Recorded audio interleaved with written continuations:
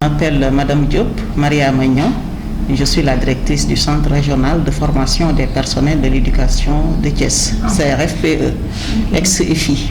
Rek ni vraiment ñun ñoo ngi pare pour élèves maîtres yi nga xam ne ñoo fi nekk di jàng le 2 comme ni ñu ko santé suñu kilifa yi ni ñu ko santé le 2 ñu mën a ñëw def seen formation normalement. Donc ni ngeen ko gisee bi ngeen dugg si gis ngeen ñu teg ay raxasukaayu loxo ay saabu pour ku dugg si mën a raxas sa loxo ba mu set. Donc fii ay mag yi jëmm lañu bu ñu génnee ay jàngalekat la ñuy doon ñun ay jàngalekat la ñuy former donc am na yoo xamante ni ñoom ci seen bopp ñoo war a sensibiliser seen bopp kon loolu ñun suñu xel dal na ci am nañu yaakaar ni dinañu góorgóorlu am nañu comité de veille et d'alerte am na benn mbooloo bu ndaw bu ñu defar ngir ñuy xool loolu ba xam ndax kuy ñëw yaa ngi sol sa masque ku dugg si ñu appliquer le thermoflash am nañu thermoflash bi boo paree raxasukaay bi tam ma nga fa nga raxasu. Donc comité de veille bi dina xool ba xam ndax loolu yëpp ñoo ngi koy appliquer ci biir école bi tam def nañu suñuy réunion waxtaan nañu comité de gestion aussi ci weccet yu tuuti yi ñu am ñu ne liñ ñu jox doyul ay fukki kii la ak yooyu xeebuñu ko sax ndax dimbal la te académie bi dafa bëri xam naa ne inspecteur d'académie tam bu ñu ko joxee lu gën a bëri it ñun nañ ci gis suñu bopp. waaw ñu jàpp ci daal ñëpp jàpp ci ñu jàppale inspecteur d'académie gën koo jox ay moyens. Ndax centre bi centre régional la ñu ngi jot ay 300 léeg-léeg ay 300 élèves maîtres effectif yi day varier ak personnel bi fi nekk yépp donc ñu bëri ñoo fiy ñëw ñu jàppale ñu képp ku am doole daal te war ñoo mën a jàppale ci ay kit raxasukaayu loxo loo ñu ci jox rek doyul. waaw loo ñu ci jox doyul ñoo ngi déglu ñëpp di ñaan ñëpp waaw ñu ñëw jàppale ñu bu baax a baax. élèves yi 260 la ñu personnel bi rek xanaa ñu mat nañu 60 donc bu ñu fi dajaloo presque ay 300 personnes la ñu. Donc dañ koy xaaj ci digg bi effectif xale yi 260 yi 130 yi ñooy ñëw donc bu ñu ñëwee semaine bi beneen semaine bi ñeneen ñi ñëw léegi semaine bi nga xam ne ñooy ñëwuñu formation à distance la ñuy def donc déjà ñoo ngi doon utiliser WhatsApp bi am nañu plateforme teg également ñoo ngi ci doon liggéey loolu daal lañ ko def par alternance ba yàlla def lii nga xamante ni moo ñuy gàllankoor jóge fi donc noonu daal lañ ko bëggee xaaj ko ñuy ñëw ñuy toog surveillant yi aussi ak kii bi yépp am nañ plan de surveillance ñii dañuy ñëw ñuy toog. déjà ministère éducation nationale xam ngeen ko mu ngi organiser ni ñuy def ba ñëw waaye ay bus Dakar dem dëkk yi keroog rek am na ñu indi donc am nañu contact gu xale yépp jox nañ ko inspecteur d'académie moo ko doon coordonné ak waa ministère donc ñoom ñoo ngi ñibbisi maintenant bu ñu ñibbisee ba fii ñoom fi ñuy dëkk pour def seen formation ñoom ñoo koy lijjantil seen bopp école bi amul moyen wu di lijjantil ku nekk fi ngay dëkk donc fii nii amul internat. ay salle de classe rek lañ fi am te salle de classe yi ñu fi am sax doyul donc noonu la léegi nag ñoom bu ñu ñëwee ñooy libre am na ñoo xam ne nee nañ Tiwaawoon la ñu dëkk dañuy xëy bés bu jot dañuy bisi ñu ne leen ay ca léegi nag ak jafe-jafe yi am nii bu fekkente ni gis nañu ni am nañu ñoo xam ne fa ñu dëkk kat mënuñoo ñëw bu boobaa ñun dinañu poser problème bi autorité yi mais nii xamaguñu ñan ñoo am jafe-jafe dëkkukaay ak yooyu ndax ñoom commencé woon nañu dañu ñëw di eggale seen formation rek donc dañ ko commencé. biñ tàmbalee feebar bi am ñu daal di toog di def formation à distance donc ba ñuy tàmbale tam fa ñu nekkoon doon jàng defe naa war nañ fa mën a toogaat ñu jàng na mosuñu am boobu problème mais nag bu fekkente ni am na ñoo xam ne sori nañu ba am ay gàllankoor rek ñun bu ñu ko signalé incha allah dinañ wax ak autorités yi ñu xool nan lañ ciy def incha allah ba ñu mën a ñëw jàng si. am nañ ci yaakaar bu baax ndax ñun bi xale yi commencé cette formation ñun normalement war nañoo dem ba octobre lu muy yéex. D'après lu ñu autorités yi wax bu fekkente ni dañ koy romb tam ñoom ñoo ñuy wax dañ koy romb wala déet waaye ñun daal ñoo ngi mobiliser lépp bëgg nañu ñu génne ay jàngalekat octobre incha allah léegi waaw ñoo ngi déglu nag kilifa yi ba xam dañ koy pousse wala dañ koy bàyyi foofu waaye ñun daal ci suñuy bëgg-bëgg ak équipe pédagogique bi nit nañu ay réunion xool nañu nu ñuy organiser liggéey bi ba nga xam ne daal am nañu yaakaar ni lii ñu leen jox buñ ci sukkandikoo dinañ def seen examen bi ñuy wax pour moo koy sanctionné muy certificat de fin de stage bi ñu def examen boobu ba pare incha allah am nañ ci yaakaar bu baax a baax. ndimbal rek waaw boobu moom dina ma neex li xale yi di wax waaw maanaam CRFPE dafa nekk centre régional ba pare te doole bëriwul inspecteur d'académie nag moom ci liñ ko dimbalee ak liñ ko jox rek ñu ko ministère jox loolu la mën a séddale te loolu tam bu ko séddalee gis nga benn kit lave bu complet la ñu am lave-mains ak école bi ak ñi fi ñëw ni mu toll dañuy obligé di xool ci suñu weccet yi ñu am ci comité de gestion bi naka la ñuy jëndee dolli waaw ndax xamuñu lii kañ lay jeex donc foog ñu wut waaw léegi nag ñi nga xamante ni nag ñoom am nañu kattan te mën ñoo jàppale te di ñu déglu ñoo ngi leen di ñaan ñu jàppale ñu indi ñu ay kit lave-mains ñi ko am ñu indi kit lave-mains ak ay produits waaw ñu xam ne centre régional de formation des personnels de l'éducation bu Thiès soxla na appui pour matériel bi nga xamante ni moom mooy tax ñu mën a jàkkonte ak feebar bi nga xam ne moo fi nekk ci dëkk bi. salaamaaleykum man la Mamadou Faye directeur des études CRFPE bu Thiès. xam nga depuis kii bi mu commencé ba léegi muy mbas mi ñun arrêté wuñu suñu cours yi arrêté wuñu benn yoon parce que ñu ngi doon envoyé Jules Aw suñu benn informaticien bi moo ñu créé benn plateforme boo xam ne xale yi dañ ciy dugg formateurs yi di ci dugg ñu leen ñuy envoyé ñoo ngi envoyé cours yi c'est en ligne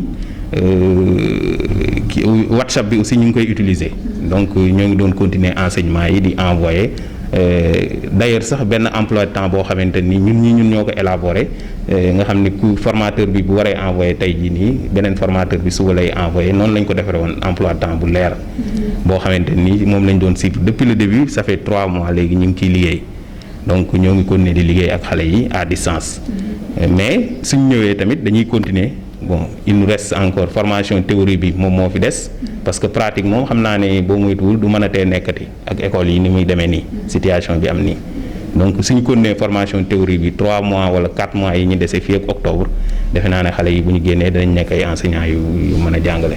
mais xam nga WhatsApp WhatsApp bi surtout xale yi dañ ko maîtriser xam nga envoi par WhatsApp bi xale yi sax ñoo ñu ko gën a maîtriser donc ce qui fait que léegi ñoom amuñu ci problème. peut-être bon plateforme bi moo nekkoon difficulté parce que am na ñoo xam ne zone bi ñu dëkkee mën na am problème connexion ak yooyu mais WhatsApp bi moom en général ça fonctionnait normalement quoi amul woon benn jafe-jafe quoi xale yi dañu doon recevoir bon am na ñoo xam ne ay cours audio sax lañ doon envoyé donc formateur yoo xam ne cours audio la ñuy envoyé bon xale yi réagir ñu expliquer envoyé waat noonu lañ ko doon doxalee. bon loolu kay xam nañ ci yaakaar parce que ak octobre moom incha allah suñu continuer cours théorie yi ak simulation yi nga xam ne préparé nañ ko peut-être di ko def ci biir classe yi mën nañu am ay jàngalekat yoo xamante ni yu valable la ñuy doon. bon fii nii centre bi ren ñu ngi recevoir woon français 210 environ am waaw plus 210 ñaar téeméer ak fukk. ci arabe bi juróom fukk lañu. waaw ak juróom benn fukk voilà. bon c'est vrai que kii bi li ñuy préparer ñun ñi depuis le début ñooy surveillance yi dañuy renforcer surveillance bi. ci entrée bi day am surveillance dañuy xool thermoflash danañ def yooyu yëpp ci biir cours bi tamit noonu lañ koy doxalee. mooy dañuy surveiller nga xam ne dañuy tere regroupement yi xale yi duñu dajaloo ci biir classe yi aussi disposer nañ table yi boo leen demee mën ngeen ko vérifier ba nga xam ne xale yi kenn du jegante dañu kiyanteeg yooyu quoi dañu am aussi dispositif lave-mains comme directrice ni mu ko waxee loolu lépp def nañ ko teg nañ ko sur place donc côté boobu moom amul problème quoi te ba pare surveillant yi aussi dañuy nekk kii bi dañuy fay nekk en permanence xale yi aussi ku xas dugg doo génnaat ba 16 heures donc noonu lañ koy doxalee. ñoom ñëpp duñ ñëw loolu laa la wax te léegi en français nee naa la par alternance la ñuy def genn wàll gi ñooy ñëw bu ñu liggéeyee semaine bi après beneen genn wàll gi ñëw liggéey beneen semaine bi léegi ñi toog seen kër nag dañuy continuer aussi toujours enseignement à distance bi formateurs yi dañuy continuer di yónnee ay message cours yi xam nga semaine boobu nga xamee ne da ngay toog sa kër mais dañuy continuer toujours di la yónnee bon bu ñu mënee def ay simulation aussi. ci formation pratique aussi danañ ko def. waaw de commencé woon nañu pratique sax amoon nañu avant pandémie bi ci janvier depuis bi ñuy arrivé ci théorie pratique lañ doon def mais actuellement nii ak situation bi am ci école yi moom xam naa ne stagiaires yi du ñu mën a dem ci école yi di def kii parce que CM2 yi rek ñoo fay nekk. élèves CM2 yi rek ñoo fay nekk mais quand même ñun ñi prévoir nañu fii ci classe yi ne danañ def ay simulation avec ay méthodes simulation quoi pour ñu xool nu ñuy jàngalee affaire yooyu mais théorie bi mooy ëpp moom. ci wax naa ko léegi ci yeneen région yëpp ñu fii c'est un centre boo xamante ni niveau national ñoom ñoo ñuy envoyé donc am na ñuy jóge Dakar ñiy jógee ay Saint-Louis ñiy jógee fu nekk la ñuy jógee moom. fu nekk ci biir réew mi la ñuy jógee. fii ba Casamance dañ fay am nañu ay élèves yu fa jógee. bon peut-être dernier mot bi c'est li ma waxaan léegi rek moom laay waxaat mooy ñaan rek gars yi ñëpp jàpp ci bon su amee ay bonne volonté aussi ñu jàpp ci ak surtout le conseil départemental de Thiès waaw le conseil départemental de Mbour ak yenn collectivités locales yi la mairie les mairies et cetera yooyu yëpp du ma citer benn mairie mais mairie yëpp la ñu soxla daal seen appui waaw ñuy fàttaliku CRFPE existé na fii à Thiès. Comme vous venez de le dire, les élèves maîtres qui sont en formation ici vont reprendre conformément au dispositif et instructions du ministère de l'Éducation nationale. Donc on se prépare à cela et vous avez même pu le constater, l'environnement avec les affiches, le kit de lave-mains que nous avons installé à l'entrée. Maintenant on est en train de renforcer parce que nous avons reçu hier un ensemble complet. C'est un seul, c'est insuffisant par rapport à l'effectif que nous recevons ici. C'est pourquoi le comité de gestion s'est réuni pour essayer de voir en fonction de nos moyens qui sont du reste très limités. On est en train de voir comment renforcer le kit lave-mains et les produits qui doivent l'accompagner. Le savon liquide, etc. On est en train de voir comment renforcer cela pour pouvoir faire face à cette pandémie. L'inspection d'académie, c'est l'inspection d'académie qui se charge de cela. Comme vous le savez, le CRFPE est une structure qui est rattachée à l'inspection d'académie de Thiès. Et voilà, suite au CRD, aux recommandations et instructions, donc on nous a remis un kit de gel antiseptique et l'eau, même si c'est insuffisant, si j'ose le dire. Non, mais on va essayer de voir comment renforcer tout cela pour faire ça. Autorité locale directement ici? Non, pour l'instant non. Ce qu'on a reçu, peut-être que les aides passent au niveau de l'académie, certainement, parce que comme c'est une structure attachée, donc c'est l'inspection d'académie en fonction vraiment des appuis qu'il a, donc qui donne une partie au centre régional. Donc c'est dans ce sens-là que l'IA nous a remis hier du gel antiseptique, le kit que vous venez de voir à l'entrée, un seul kit. Et puis on a reçu des masques également pour les élèves maîtres et pour le personnel. Tout ça, on va essayer de voir comment faire le dispatching pour au moins pouvoir démarrer le 2, Inch'Allah. Puis ici, cette année, nous recevons 260 élèves maîtres, dont les 50 sont en arabe.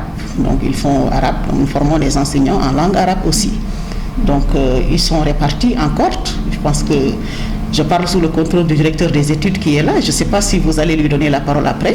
Donc il va parler un peu de l'aspect pédagogique, comment on a organisé le travail. Mais on a pris les dispositions pour qu'ils ne soient pas tous ensemble ici. Il vous dira comment on a disposé pour... voilà. Mais on a pris vraiment toutes les mesures. On a un dispositif qui nous permet d'avoir une partie ici, une partie qui fait la formation à distance. Donc de ne pas tous les avoir, parce que vous imaginez 260 élèves maîtres chaque jour avec les salles que nous avons. Déjà, il n'y a pas assez de salles de classe. Donc là aussi, on essaie de veiller vraiment à tout cela pour qu'on puisse au moins démarrer correctement en respectant les mesures barrières. L'examen, pour l'instant, comme nous aussi, comme vous le savez, il y a la direction de la formation et de la communication qui assure la coordination au niveau de la formation.